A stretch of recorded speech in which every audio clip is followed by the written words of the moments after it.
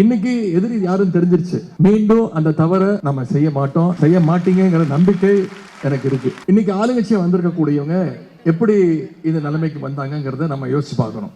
அரசியல் கொத்து நேர்கள் அனைவருக்கும் வணக்கம். நான் உங்கள் ஷெஃபி. ரீசெண்டா சட்டசபையில் பார்த்தீங்க அப்படின்னா திமுக கட்சியிலிருந்து யார் இருந்துச்சு பேசினாலும் தாவைக்கால ஒரு 4 பேர் போதும் முடிச்சு விட்டுருவாங்கன்ற மாதிரி ஆதவர்ஜினா ஒரு பக்கம், சிடிஆர் நிர்மல்குமார் ஒரு பக்கம், ராஜ்மோகன் ஒரு பக்கம், செங்கோட்டையன் அவர்கள் ஒரு பக்கம் அப்படின்னு சொல்லிட்டு இவங்க 4 பேரும் சேர்ந்து அவங்கள கொத்து புரட்டா போட்டுறாங்களா. அங்கே வச்சு வாங்குற அடிக்கு எங்கே போய் அழுகன்னு தெரியாம கிடைக்கிற கல்யாண வீட்டிலலாம் போய் ஒப்பாரி வைக்க ஆரம்பிச்சிட்டாங்க. இப்போதான் ஒரு 3-4 நாளைக்கு முன்னாடி நம்ம எதிர்கட்சி தலைவர் போயிட்டு காவேரி பிரச்சனைக்காக குரல் கொடுத்தேன், கடைசியில் வந்து தாவேக அரசு என்னை வீடு புகுந்து அரெஸ்ட் பண்ணிட்டு வந்துட்டாங்கன்னு சொல்லிட்டு அந்த கதையை இலாபரேட்டாக பேசியிருந்தார்ல. இந்த பாபநாசத்தில் வர மாதிரி சொன்னதையே திருப்பி திருப்பி சொல்லிட்டு இருந்தால் மக்கள் நம்பிடுவாங்கன்ற மாதிரி அதே கதையை ஓட்டிட்டு இருந்தார்ல. எப்பயுமே எதிர்கட்சி தலைவர் எதை எடுத்துகிட்டு போகிறாரோ இல்லையோ ஒரு A4 சீட்டை மட்டும் கரெக்டாக எடுத்துகிட்டு போயிடுவாப்புல. அந்த மாதிரி ஒரு A4 சீட்டெல்லாம் எடுத்துகிட்டு போயிட்டாப்புல. ஆனால் பழைய A4 சீட்டை மறந்து எடுத்துகிட்டு போயிட்டாரு போல இருக்கு. அதுவும் எவ்வளோ பழசுன்னு சொல்லி கேட்டிங்கன்னா, எலெக்ஷனில் தோத்ததுக்கு அப்புறம் நீங்கள் எதெல்லாம் பேசணும்னு எழுதி கொடுத்துருப்பாங்களோ அந்த A4 சீட்டை எடுத்துகிட்டு போயிட்டாரு போல இருக்கு. அன்னைக்கு பேசின கதையெல்லாம் மறுபடியும் மனப்பாடம் பண்ணி இன்னைக்கும் பேசிக்கிட்டு இருக்காப்புல. இன்னைக்கு ஆளுங்கட்சியா இருக்கிறவங்க பத்தி நான் உங்ககிட்ட சொல்ல வேணாம். எல்லாரும் இன்னைக்கு லைவ்ல பாத்துக்கிட்டு இருக்கீங்க, தொலைக்காட்சியில பாத்துக்கிட்டு இருக்கிறீங்க. இன்னைக்கு ஆளுங்கட்சியா வந்திருக்கக்கூடியவங்க எப்படி இந்த நிலைமைக்கு வந்தாங்கிறத நம்ம யோசிச்சு பார்க்கணும். அன்னைக்கு தேர்தலில் தோத்த உடனே என்னென்ன விஷயங்கள்லாம் சொன்னாங்க. நம்ம தேர்தலில் எதிர்பார்த்த ரிசல்ட்டே வேற. நம்ம எதிர்பார்த்தது என்னது, திராவிட மாடல் வெற்றி பெற்று திராவிட மாடல் 2.0 அமையும் அப்படிங்கிற மாதிரி பயங்கரமாக எதிர்பார்த்துட்டு இருந்தோம். ஆனால் வந்த தீர்ப்பு என்ன, மக்கள் கொடுத்த தீர்ப்பு என்ன, சரி ஓகே இந்த தீர்ப்பை கூட விட்டுறலாம். ஆனால் குளத்தூரில் நடந்தது ஏற்றுக்கொள்ள முடியுமா அப்படின்னு சொல்லிட்டு கதறிட்டு இருந்தாங்கல்ல. அதே கதறல இப்பயும் கல்யாண வீட்டில் வந்து கதறிட்டு இருக்காங்க. எப்படி இந்த நிலைமைக்கு வந்தாங்கிறத நம்ம யோசிச்சு பார்க்கணும். தேர்தலில் நாம எதிர்பார்த்தது ஒரு பெரிய வெற்றி, மீண்டும் திராவிட மாடல் 2.0 அமையும் அப்படின்னு நம்பிக்கையோடு இருந்தோம். களத்தில் நமக்கு யார் எதிரி அப்படிங்கிறது தெரியாமல் நம்ம சண்டை போட்டுட்டு இருந்திருக்கோம். இப்போ யார் எதிரின்னு தெரிஞ்சு போச்சுல. அதனால இப்போ நம்ம பண்ண தப்பை இதுக்கப்புறம் பண்ணக்கூடாதுன்னு சொல்லிட்டு அப்போ பேசி வச்சிருந்தார்ல, அதே கோட்டு அதே வாடகை அப்படிங்கிற மாதிரி ஒரு வார்த்தை கூட மாறலைங்க. அப்படியே பார்த்து மறுபடியும் படிச்சுக்கிட்டு இருக்காப்புல. இதில் வேற பார்த்தீங்க அப்படின்னா இவங்க வாங்கின தனிச்சையாக 2 வாங்கின சீட்டு என்னமோ 59 தான். ஆனால் ஆகுனா இவங்க என்ன மக்கள் முழுசாவா செலக்ட் பண்ணாங்க, நல்ல ஆதரவு கிடைச்சிருச்சா? இல்லையே. 108 தொகுதி மட்டும் தானே வின் பண்ணியிருக்காங்க. ஒரு ஆட்சி அமைக்கணும்னா எத்தனை தொகுதி தேவை? 118. ஸோ 108 வச்சுக்கிட்டு நம்மளுடைய பேரை சொல்லி நம்மளுடைய கூட்டணியிலிருந்து வெற்றி பெற்றாங்கல்ல, அவங்கள யூஸ் பண்ணி தான் இவங்க ஆட்சிக்கே வந்திருக்காங்க. ஸோ இதெல்லாம் வச்சு பார்க்கும்போது எங்க தலைவர் போட்ட பிச்சையில தான் இப்ப தாவேக அரசே நடந்துகிட்டு இருக்கு அப்படிங்கிற மாதிரி சொல்லிட்டு இருந்தாப்புல.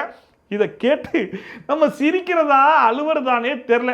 அப்ப சொன்னா அதே நிலைக்கு தான் மறுபடியும் சொல்றாப்புல. இருந்தாலும் எத்தனை வாட்டி சொன்னாலும் நல்லா குபீர்னு சிரிப்பு வருது. என்னன்னா, ஒருத்தர் பிச்சை போடுறாருன்னா அவர் எவ்வளவு பெரிய ஆளா இருக்கணும். ஆனா இப்போ அவருக்கு எம்எல்ஏங்கிற ஒரு பதவி கூட இல்லை. போன வாட்டியாச்சு சிஎம்ன்ற பதவி இருந்துச்சு, குளத்தூர் எம்எல்ஏலாம் பதவி இருந்துச்சு. ஆனால் இந்த வாட்டி குளத்தூர் எம்எல்ஏ VS பாபு அவர்கள் இப்போ அவர்கிட்ட எதுவுமே இல்லை. ஆனாலும் பாருங்க எதிர்கட்சிக்கு சிஎம் பதவியெல்லாம் பிச்சையா போட்டுருக்காரான். தேர்தலில் நமக்கு யார் எதிரின்னு தெரியாம போய் சண்டை போட்டுட்டோம். இன்னைக்கு எதிரி யாரும் தெரிஞ்சிருச்சு. மீண்டும் அந்த தவறை நம்ம செய்ய மாட்டோம், செய்ய மாட்டீங்கிற நம்பிக்கை எனக்கு இருக்கு. குளத்தூர் தொகுதியுடைய தோல்வியை நம்மளால ஏத்துக்க முடியுமா? இதில் உதயநிதி ஸ்டாலின் இன்னொரு பயங்கரமான காமெடி ஒன்று பண்ணார் பாருங்க. அதான் இருக்கிறதுலே பயங்கர ஹைலைட்டாக இருந்துச்சு. அதாவது நமக்கும் தாவேக்காக்கும் பெருசாலாம் ஒன்றும் டிஃபரன்ஸ் கிடையாது நீங்கள் நினைக்கிற மாதிரி. ஜஸ்ட் ஒரு 3%, அந்த 3% ஓட்டில் தான் இன்னைக்கு அவங்க ஜெயிச்சு ஆட்சியை பிடிச்சி அவர் சிஎம்மாக உட்காந்துருக்காரு அப்படிங்கிற மாதிரி போகிற போக்கில் சொல்லிட்டு போயிட்டாப்புல. இந்த சட்டமன்றத்தில் பேசுவாங்கல்ல, அங்கே பேசினா அவையிலேருந்து நீக்கிடுவாங்கன்றதுலாம் தெரிஞ்சுக்கிட்டு இந்த மாதிரி கல்யாண மேடையில் என்ன வேணாலும் பேசிக்கலாம், யார் நீக்க போகிறா, நீக்கினாலும் நீக்கிட்டு போங்கன்ற மாதிரி பேசுகிறாருன்றது ஒன்றும் புரியல. இவர் சொல்லக்கூடிய அந்த 3%ங்கிறது கூட்டணி கட்சியெல்லாம் சேர்த்து தனியாக பிரித்து பார்த்தோன்னு வைங்களேன் என்ன ஆகுன்ற மாதிரி தான் இருந்துச்சு. தனியாக பார்த்தா தாவேக அரசு மொத்தமாக 108 தொகுதியில் வின் பண்ணியிருக்காங்க. ஆனால் திமுக வெறும் 59 தான். பெர்சன்டேஜ் வயசில் பார்த்தா திமுக மட்டும் தனியாக வாங்கின பெர்சன்டேஜ் வெறும் 24 தான். ஆனால் தாவேக 35. ஆனால் சொல்லும் போது எப்படி 3% வித்தியாசத்தில் வெற்றி பெற்றாங்களாம். வெற்றி வாய்ப்பை இழந்திருக்கிறோம். எத்தனை சதவீத வாக்கு வித்தியாசம் தெரியுமா? வெறும் 3% வாக்கு வித்தியாசத்தில் வெற்றி வாய்ப்பை நம்ம இழந்திருக்கிறோம். எதிர்கட்சி தலைவர் உதயநிதி ஸ்டாலின் சொல்ற கதை எப்படி இருக்குன்னு சொல்லி கேட்டீங்கன்னா, நாங்க கூட்டமா சேர்ந்து போய் கூட சண்டை போட்டு பார்த்தோங்க. அப்போ கூட எங்களால் ஜெயிக்க முடியல, அவங்க தனியாக நின்று ஜெயிச்சிட்டாங்க. பட் இருந்தாலும் இது நாங்கள் கௌரவத்துக்காக சொல்லி போன்ற மாதிரி இருக்கு.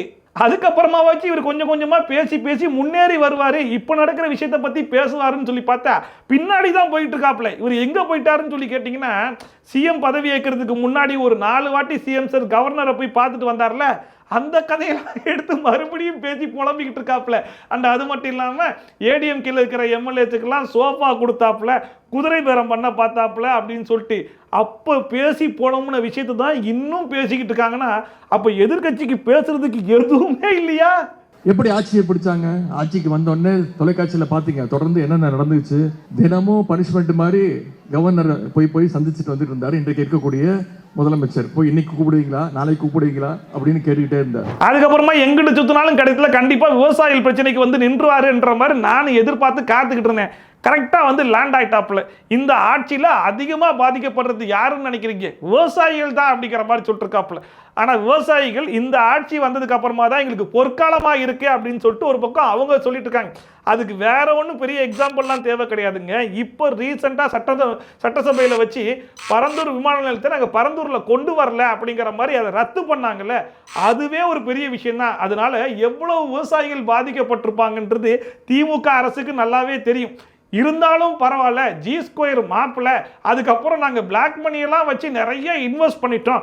இந்த நேரத்தில் வந்து பரந்தூரில் நீங்கள் ஏர்போர்ட்டை கட் பண்ணீங்கன்னா இதனால விவசாயிகள் மட்டும் பாதிக்கப்பட மாட்டாங்க, எங்களை மாதிரி ஏழைகள் எவ்வளோ பேர் பாதிக்கப்படுவாங்கன்னு சொல்லிட்டு தான் அவ்வளோ பேர் கதறிட்டு இருந்தாங்க. யார் யாரெல்லாம் கதறுவாங்கன்றத ரொம்ப டீட்டெயில்டாக சிடிஆர் நிர்மல்குமார் சட்டசபையில் வச்சே சொன்னாப்புல, அதுக்கும் பயங்கரமாக கதறிட்டு இருந்தாங்க. இவ்வளோ வேலைகளையும் பார்த்தாங்க. இவ்வளோ ஏன் அவங்க கூட்டணி கட்சியிலேயே இருந்த விசிக கட்சியை சார்ந்த வன்னியரசு பேசும்போது என்ன சொன்னார்? பரந்தூர் ஏரியா சுற்றின அவ்வளோ கிராம மக்களையும் அடிமை மாதிரி ஆக்கி வச்சுருந்தாங்க, அந்த ஏரியாக்குள்ளே நம்மளால் போகக்கூட முடியாது, பேரிகேட்டை போட்டு அவ்வளோ கொடுமைப்படுத்தியிருந்தாங்க. அவங்க எல்லாருமே தமிழ்நாட்டிலேருந்து அகதியாக ஆந்திராவுக்கு போயிடலான்னு முடிவெடுத்திருந்தாங்களாம். அவங்க எல்லாருக்கும் ஒரு பெரிய ரிலீஃபாக இப்போ அவங்க சிஎம் சார் கொடுத்துருக்கிறது ஒரு விடுதலை அப்படிங்கிற மாதிரி சொன்னாப்புல. இவ்வளோத்தையும் இப்போ இந்த அரசு வந்து 100 நாளில் பண்ணிட்டு இருக்காங்க. கேட்டால் விவசாயிகள் ரொம்ப கஷ்டப்படுறதே இந்த ஆட்சியில் தானே. ஒரு பக்கம் விவசாயிகள் மிகப்பெரிய வேதனையில் மாட்டிக்கிட்டு இருக்கிறாங்க. இந்த ஆட்சி அமைஞ்ச இந்த 105 நாட்கள் இருக்கும். இந்த 105 நாட்கள்ல அதிகமாக பாதிக்கப்பட்டது யாருன்னு பார்த்தீங்கன்னா விவசாய பெருங்குடி மக்கள் தான். கேட்டால் வாக்குறுதி என்ன கொடுத்தாங்க? முழுமையாக தள்ளுபடி பண்ணுவேன்ற மாதிரி தானே சொன்னாங்க. ஆனால் ஃபேஸ் பை ஃபேஸாக கொஞ்சம் கொஞ்சமாக இன்க்ரீஸ் பண்ணிக்கிட்டே வந்துகிட்டு இருக்காங்கன்றது ஒரு குற்றச்சாட்டை எடுத்து வச்சுட்டு இருக்காப்புல. அட்லீஸ்ட் இவங்களாச்சு தள்ளுபடின்னு ஒன்று பண்ணுறாங்கல்ல. உங்கள் ஆட்சியில் 5 வருஷமாக நீங்கள் இருந்தீங்கல்ல, நீங்கள் என்னத்தை பண்ணீங்க? இந்த மாதிரி விவசாயிகளுக்கு ஏதாச்சும் ஒரு நல்லதை பண்ணீங்களா?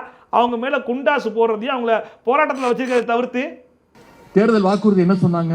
வாங்கின பயிர்க்கடன் அனைத்தையும் தள்ளுபடி செய்வோம், ஆட்சிக்கு வந்து அடுத்த நிமிஷம் எல்லாத்தையும் புரட்டி போடுவோம், முழு பயிர்க்கடன் தள்ளுபடின்னு சொன்னாங்களா இல்லையா? அதுக்கப்புறமா நானும் பார்த்துக்கிட்டே இருக்கேன், என்னடா இன்னும் வந்து நான் காவேரி பிரச்சனைக்காக தான் குரல் கொடுத்தேன், மற்றபடி நான் எதுவுமே பேசல, ஆனாலும் தஞ்சாவூர்ல இருந்து போலீஸ் வந்து என்னை வீடு பூந்து அரெஸ்ட் பண்ணிட்டாங்கன்ற மேட்டரை இந்த மேடையில் மட்டும் சொல்லாம விட்டுட்டாரே அப்படின்னு சொல்லிட்டு எந்திக்க போறேன்.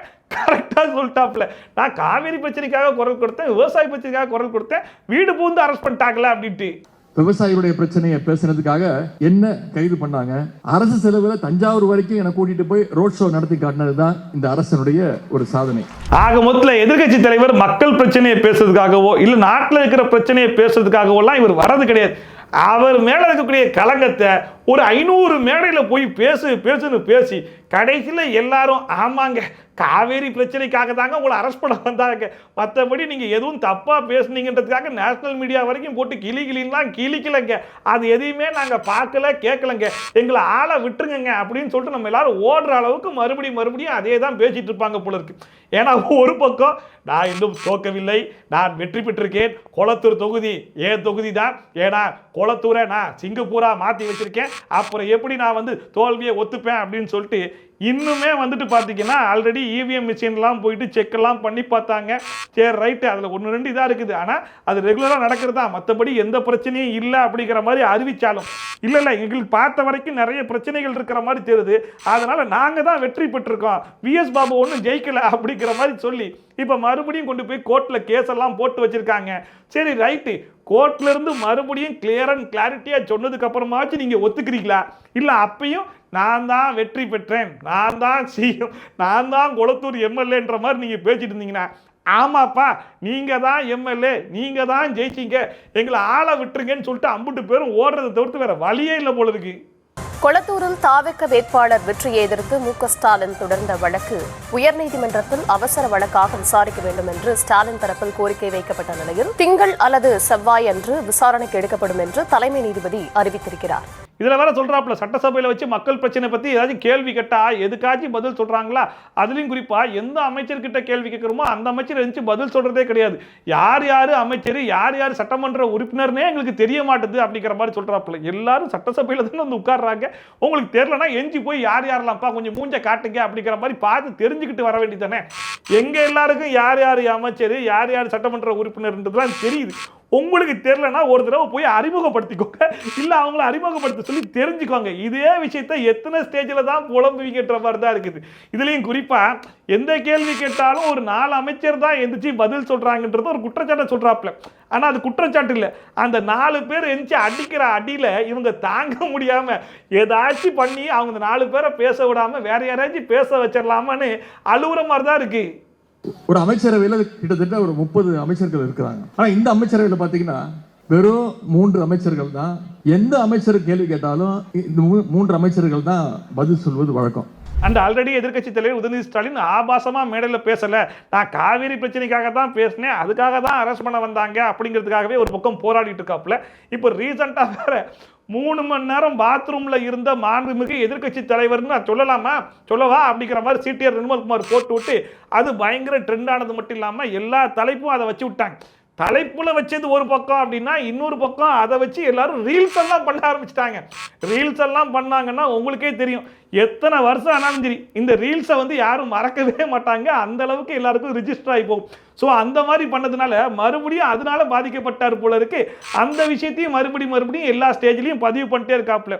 அவர் வந்து வேற விதமாக பேசி விட்டாப்புல. கடைசியில் உண்மையான டைட்டில் வேற மாதிரி வரணும், ஆனால் டைட்டில் இந்த மாதிரி வச்சுட்டு இருக்காங்க. இந்த மாதிரி டைவர்ஷன் வேலையை தான் இப்போ இருக்கிற தாவேக அரசு பண்ணிக்கிட்டு இருக்காங்கன்னு அதுக்கும் புலம்பிட்டு இருக்காரு. மக்கள் பிரச்சனை, மின்வெட்டு பிரச்சனைக்கு பதிலாக அதன் சம்பந்தமா திமுக குரல் கொடுத்துச்சு, அசம்பிளியில பேசிச்சு, என்ன பதில் சொன்னாங்க இந்த அரசு அப்படிங்கறத தலைப்புச் செய்திகள் வந்திருக்கணும். ஆனா அன்னைக்கு என்ன தலைப்புச் செய்தி வந்தது? உதயநிதியும் அமைச்சரும் மோதல். அதுக்கப்புறம் வேற என்னெல்லாம் மிச்சம் இருக்கு அப்படிங்கிற மாதிரி பார்த்தாப்புல இந்த சூப்பர் சிங்கர் அப்படிங்கிற விஷயத்த வச்சார் இல்லையா, அந்த சூப்பர் சிங்கர் மேட்டர்லாம் எடுத்து வந்து பேசிட்டு இருக்காப்புல. அந்த சூப்பர் சிங்கர்னு சொன்னதுக்கு நீங்களே அந்த சூப்பர் சிங்கர் நிகழ்ச்சியை உங்க ஆட்சியில் உங்க தலைவருக்காகவே பாடினதெல்லாம் இருக்கத்தான் செய்யுதுன்னு சொல்லிட்டு 50 பேரும் ரீல்ஸ் எல்லாம் எடுத்து போட்டு அடிக்க ஆரம்பிச்சிட்டாங்க. எல்லாரும் உங்க ஆட்சியிலேயே நீங்க பாடி வச்சிருக்கீங்கப்பா. நம்ம ஒரு விஷயத்த பண்ணாம அடுத்தவங்க பண்ணும்போது அது ஒரு குற்றச்சாட்டா எடுத்து வைக்கும் போது பரவாயில்ல, கரெக்டான குற்றச்சாட்டுன்னு நம்மளே கிளாப் பண்ணி பாராட்டிட்டு போயிடலாம். நம்மளே பாடி வச்சுக்கிட்டு அவங்க பாடி அதை சூப்பர் சிங்கரா மாத்துறாங்க அப்படிங்கிற மாதிரி குற்றச்சாட்டு வைக்கும் போது எல்லாரும் சிரிச்சுட்டு போயிட மாட்டாங்க. அந்த மாதிரி தான் இப்போ இவர் பேசுறதுலாம் ஏதோ ஸ்டாண்டப் காமெடி நினைச்சு 50 பேர் சிரிச்சிட்டு இருக்காங்க. அதுக்கப்புறம் பாத்தீங்கன்னா இந்த பஞ்சு டைலாக் மேட்டருக்கு வந்துட்டாப்ல. நாங்க சட்டசபைக்கு தான் வந்திருக்கோமா இல்ல சூப்பர் சிங்கர் நிகழ்ச்சிக்கு வந்திருக்கோமா? அதுக்கப்புறமா சட்டசபையில் வச்சு இந்த கேள்வியை கேட்டிருப்பாங்க, உங்க ஆட்சியில் லைவ் பண்றோம் அப்படிங்கிறத நீங்க வாக்குறுதியிலே கொடுத்துருந்தீங்க, ஆனா நிறைவேற்றினீங்களா அப்படின்னு சொல்லி கேட்டிருப்பாங்க. ஆமா நாங்க நிறைவேற்றினோம்ல, 1 hour லைவ் பண்ணோம்ல, கேள்வி பதில் நேரத்தை மட்டும் கரெக்டா லைவ் பண்ணிடுவோம்ல அப்படிங்கிற மாதிரி சொல்லிட்டு இருக்காப்ல. இதுவா பதில்? லைவ் நேரலை அப்படின்னா நீங்க ஒன்று பண்றதை மட்டும் காட்டுறது கிடையாது. அதுக்கு தான் ராஜ்மோகன் ரொம்ப தெளிவா சொல்லியிருப்பாப்ல, ஆளுங்கட்சிக்கு சாதகமான விஷயத்தை மட்டும் மக்கள்கிட்ட கொண்டு போய் சேர்க்கறது டிரான்ஸ்பரண்டான கவர்மெண்ட் கிடையாது, மொத்தத்தையும் காமிங்க, மக்கள் முடிவெடுக்கட்டும் அப்படிங்கிற மாதிரி மொத்தத்தையும் லைவ் பண்றாங்கல்ல, அதுதான் உண்மையான டிரான்ஸ்பரண்ட் கவர்மெண்ட். அந்த வேலையை தான் தாவேக அரசு பண்ணிக்கிட்டு இருக்கு அப்படின்னு சொல்லிட்டு. ஆனா இப்போ மொத்தத்தையும் லைவ் பண்றதுல கூட நாங்க லைவ் வேணான்னு சொல்லல, ஆனா லைவ் நடக்குது அப்படிங்கிறது எல்லாருக்கும் தெரியுதுல. அப்போ எவ்வளவு நாகரிகமா மாண்பா பண்பா பேசணும். நாங்கெல்லாம் எவ்வளவு நாகரிகமா பண்பா பேசிட்டு இருக்கிற இடத்துல அவங்க எவ்வளவு நாகரிகமா நடக்கிறாங்க தெரியுமா அப்படின்னு யார் எதிர்க்கட்சி தலைவர் வந்து பேசிக்கிட்டு இருக்காப்புல. எனக்கு என்ன ஆச்சரியம்னா எல்லாம் லைவ்ல வருது, மக்கள் எல்லாத்தையும் பார்த்துக்கிட்டு இருக்காங்க, யார் யார் என்னென்ன பண்றாங்கன்ற மாதிரி எல்லாத்தையும் டெலிகாஸ்ட் பண்ணிடுறாங்க. முன்னாடியாச்சும் ஆளுங்கட்சிக்கு அதிகமான ஃபோக்கஸ் வச்சாங்க, இப்போ அதிகமான ஃபோக்கஸே எதிர்கட்சிக்கு தான் வைக்கிறாங்க. ஏன்னா ராஜ்மோகன் சொல்லிட்டாப்புல, கேமராவை எங்க பக்கத்தில் வைக்கிறத விட அந்த பக்கம் திருப்புங்க, அப்பதான் யார் யார் என்னென்ன கமெண்ட்டை பாஸ் பண்றா, என்னென்ன ஆக்ஷன் பண்றா, யார் எகிரிட்டு வரா, யார் பின்னாடி இருந்து ஓடி வரா, யார் அடிக்கிறதுக்கு வரா, எல்லாத்தையும் மக்கள் பார்ப்பாங்கன்னு எல்லாத்தையும் கேமரா டீம் வந்து வெளிச்சம் போட்டு காமிச்சிட்டாங்க. இவ்வளோத்தையும் அவரும் பார்த்து தான் இருப்பாப்புல. எல்லாத்தையும் பார்த்துட்டு எப்படி இவரால் இப்படி பேச முடியுதுன்னு நினைக்கும் போது எனக்கு ரொம்ப ஆச்சரியமாக தான் இருந்துச்சு.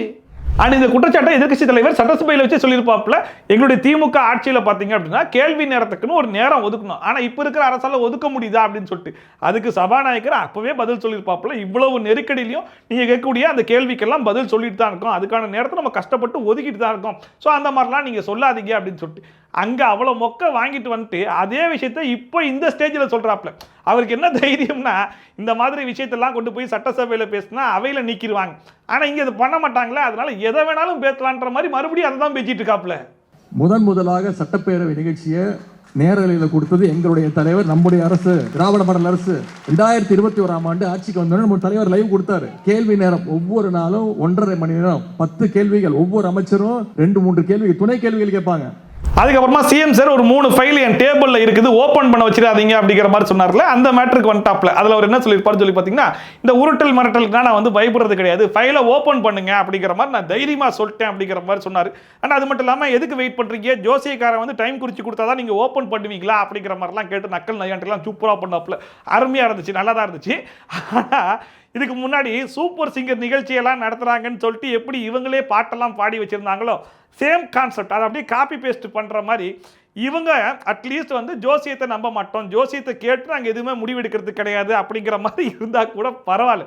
இவங்க சொல்கிறாங்கல்ல, அவர் எல்லாத்தையும் ஜோசியத்தை பார்த்து தான் வந்து எந்த முடிவாக இருந்தாலும் எடுக்கிறாப்புல, எல்லாத்துலேயும் ஜோசியம் இன்வால்வ் ஆகுது அப்படிங்கிறது தானே நக்கல் நையாண்டியில் சொல்ல வராப்புல. ஆனால் ஒரு வீடியோ ஒன்று காட்டுறேன், அந்த வீடியோ ஃபஸ்ட்டு பாருங்களேன்.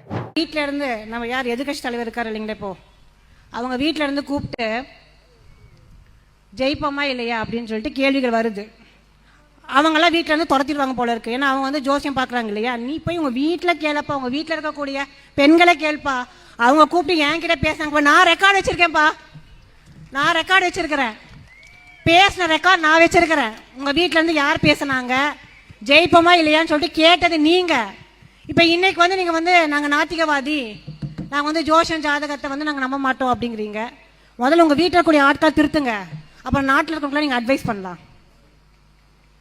பேசாமல் இருக்கிறோம், பொறுமையாக இருக்கும். இவங்க யாருன்னு தெரிந்தா தாவேக்காவுடைய எம்எல்ஏ கனிமொழி அவர்கள், இவங்களும் ஒரு அஸ்ட்ராலஜர் தான்.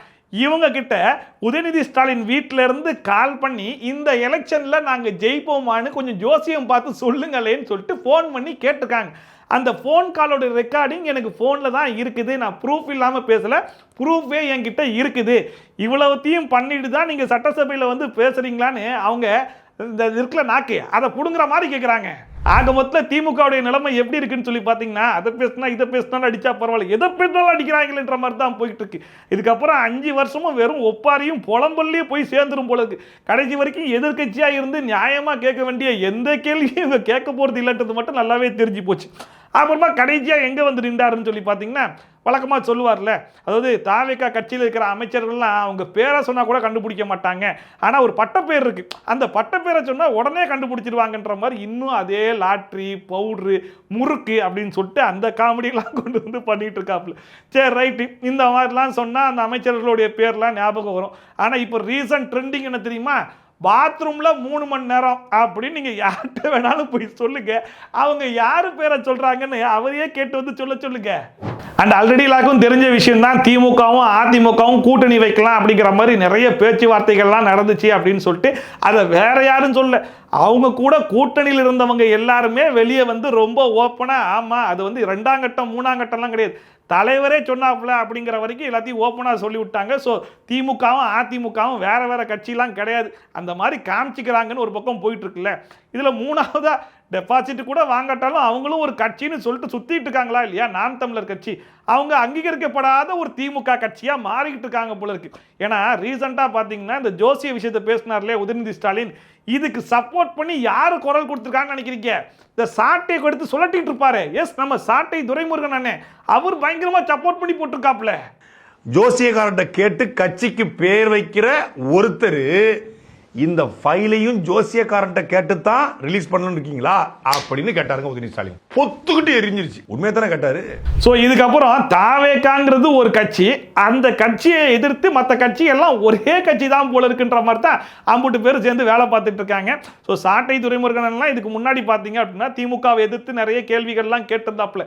ஆனால் இப்போ பேசுறதெல்லாம் வச்சு பார்க்கும்போது இவரே நாம் தமிழர் கட்சி தானா இல்லை திமுக கட்சியை சார்ந்தவரான்ற மாதிரி புதுசாக பார்க்குறவங்களுக்குலாம் டவுட்டே வந்துடும் வந்துடும் போல இருக்கு, அந்த அளவுக்கு பேசுறாப்புல. அண்ட் முன்னாடிலாம் கொஞ்சம் ஆக்கப்பூர்வமா பேசிட்டு இருந்தாப்புல. ஆனா இப்ப பாத்தீங்களா அவர் போட்டு வர ட்ரெஸ், என்ன ட்ரெஸ், என்ன கலர் ட்ரெஸ், எப்போ போட்டு வராரு, எந்தெந்த நாளைக்கு எப்படி போட்டு வராரு அப்படிங்கிற வரைக்கும் மற்றவங்க டீகோட் பண்றாங்களோ இல்லையோ, இவர் பயங்கரமா டீகோட் பண்ணி அது எல்லாத்தையுமே ஜோசிகார் சொல்லி தான் போட்டு வராரு அப்படிங்கிற மாதிரி சொல்லிட்டு இருக்காப்புல.